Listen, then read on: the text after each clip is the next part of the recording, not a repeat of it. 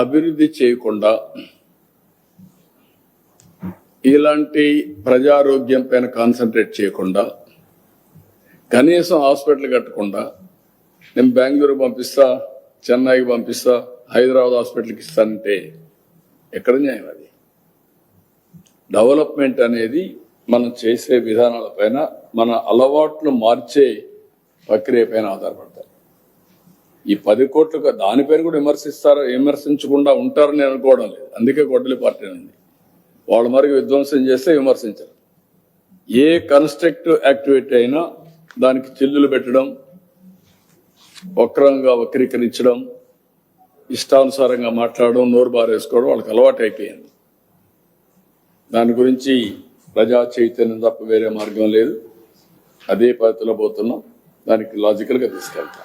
No కోసరం compromise.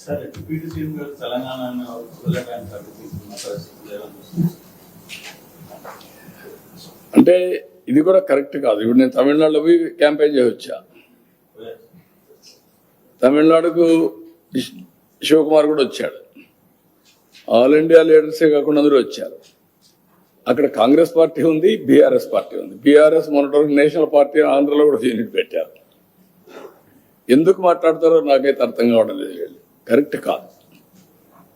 ఏదైనా సరే కొన్ని ప్రజాస్వామ్యంలో అమెరికాలో తెలుగు వాళ్ళు సెనేటర్స్ అవుతున్నారు. ప్రపంచం అన్ని దేశాల్లో అవుతున్నారు, ఒక అమెరికాలో కాదు. ఎవడైతే బెటర్ సర్వీస్ చేస్తారో వాళ్ళు ఆటోమేటిక్గా అవుతున్నారు. ఆస్ట్రేలియాలో అవుతున్నారు, యూరోప్లో అవుతున్నారు, అక్కడుండే రాజ్యాంగ ప్రకారం లండన్లో అవుతున్నారు. కాబట్టి ఇలాంటివి చేయడం కరెక్ట్ కాదు. అది మంచి విధానం కాదు. పోటీ పడవలసింది ప్రజా చైతన్యంలో పోటీ పడాలి. ప్రజలకు మెరుగైన సేవలు అందించాలి, వాళ్ళని ఎంపవర్ చేయాలి. ఇలాంటివి మాట్లాడి లేనిపోని ఐ కెన్ సే అనవసరంగా ప్రజల్ని విద్వేషం కూడా అన్నాను. విద్వేషాలు కూడా వీళ్ళు అనుకుంటేనే అయిపోవు.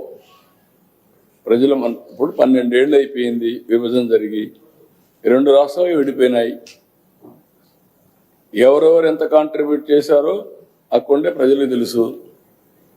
ఇప్పుడు మనం చేయాల్సింది దీన్ని లాజికల్గా తీసుకుపోవడానికి, చెడగొట్టకుండా లాజికల్గా తీసుకెళ్ళాలి. ఎవరున్నా అది వదిలిపెట్టి మాట్లాడడం కరెక్ట్ కాదు. ఓకే, సాంగ్ ఒకటి రిలీజ్ చేస్తాం. ఇది ఒకటి ఇంపార్టెంట్ ఇష్యూ. మీరు సాంగ్ ఒకటి వేయండి, ప్లే చేయండి.